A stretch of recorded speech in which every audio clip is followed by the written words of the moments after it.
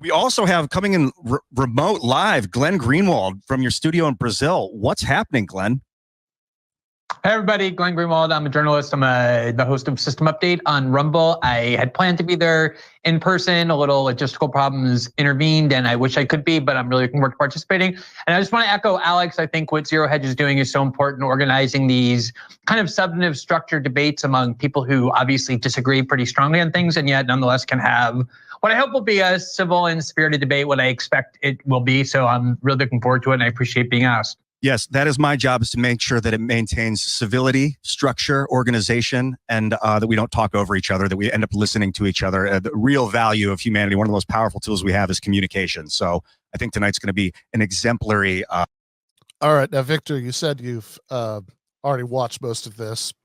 Does it, in fact, maintain those virtues? Oh, man. Definitely not. Definitely not. Yeah. No, I do love like the Dave Rubin-esque like intro. Like, I'm just glad we can discuss these ideas, like given who the panel consists of and how it turns out. Yeah, right. Totally. Like it seems. I think. Like yeah. you know, it seems like, given the composition, extremely unlikely on his face. Yeah. Oh yeah.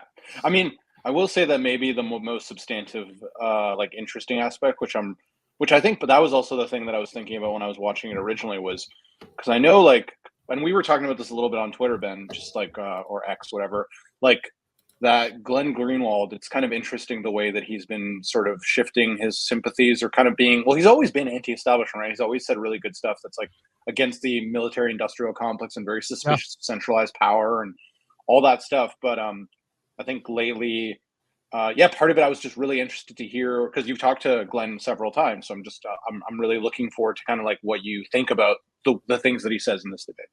Yeah, I mean, I actually not frequently, but the last time was actually last month, right? This is he was on the show. It was recorded, I think, a few days after the last episode before we went on break. Like I was just like wanted a few things that we could like kind of pepper as like sprinkles new content, during the month we were off. So I recorded a couple segments with Matt McManus and one with Glenn Greenwald, and basically the one, because I talked before 2023. The last time I talked to Glenn, on air, was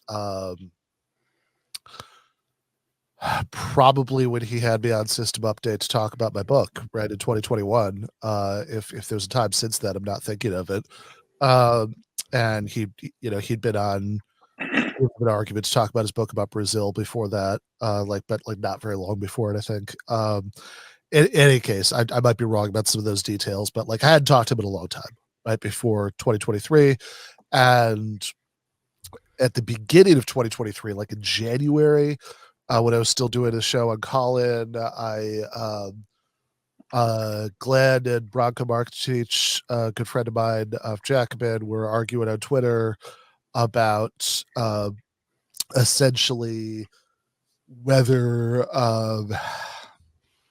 there were a couple of different issues going on, but like a lot of it was about sort of Glenn played up the anti-interventionist things that would be said by like MAGA Republicans, and sort of giving a lot of credence to the idea that there'd been this big realignment on foreign policy, and not like sort of paying nearly as much attention to anti-interventionism for the left. That was basically what Glenn and Bronco were arguing about. So I invited them both on my Call-In show to hash it out there. We replayed it here.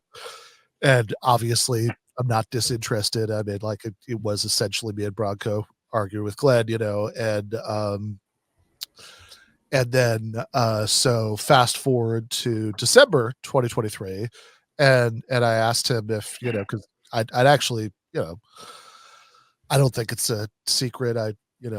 I like the guy personally. I enjoy talking to him. I always have. I really admire some of the things that he's done around, exposing NSA spying and exposing the judicial frame up of Lula da Silva in Brazil.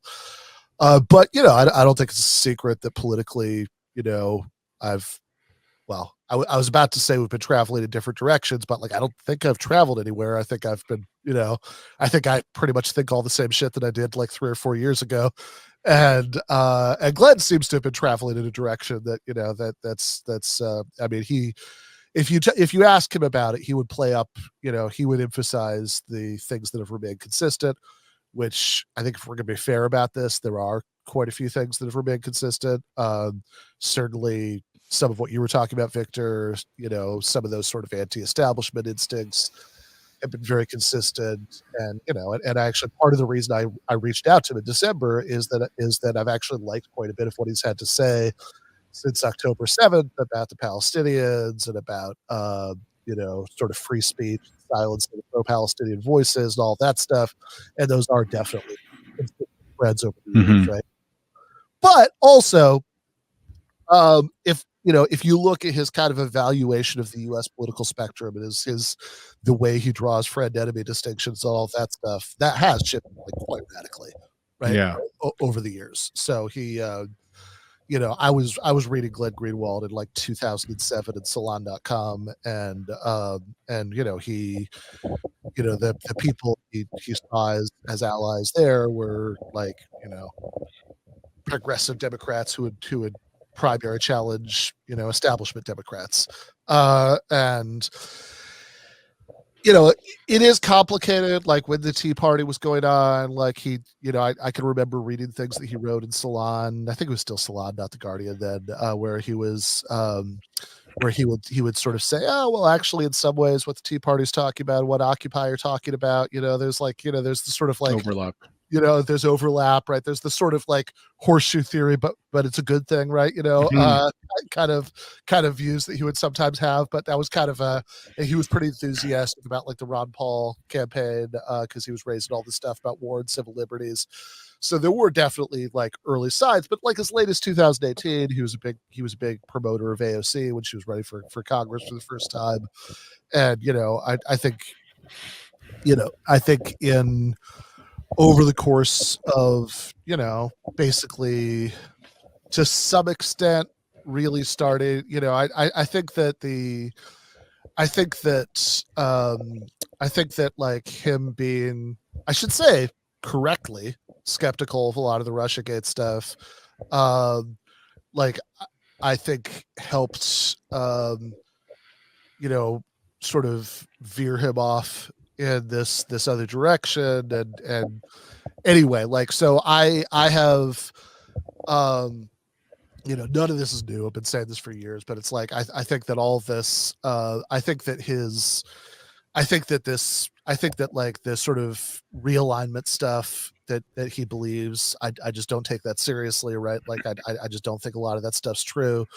And so when I invited him on in December, it was like with the thoughts like, okay, for some of this, we're going to be talking about, Palestine and free speech. We're pretty much going to be agreeing with each other, but also what I want to do. And this wasn't a surprise. Like this was how I pitched it, right? Was I want to revisit, right, that argument from January about foreign policy realignment in light of the fact that the most MAGA Republicans have been the most deranged hawks since October 7th, right? And the most deranged advocates of censoring, pro-Palestinian students on college campuses and, and all this stuff, right? Like, and I wanted to push them on that.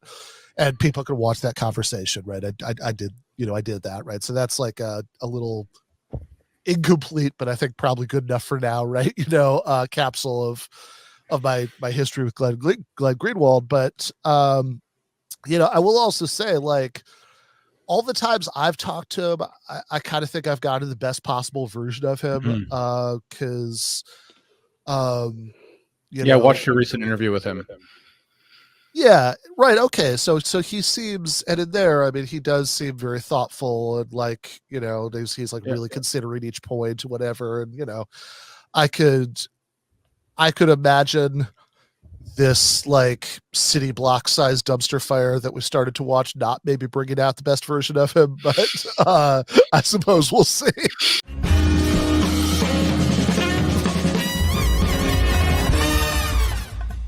You have been watching free public content from Give Them an Argument. To access every single episode of the show, the main show on Monday nights, all of the streams, all of the debate breakdowns, all of the patron-exclusive post-games on Monday nights, all of the patron-exclusive bonus episodes every week, and much, much more, go to patreon.com/Ben Burgis. I cannot resist ending this with, don't be foolish.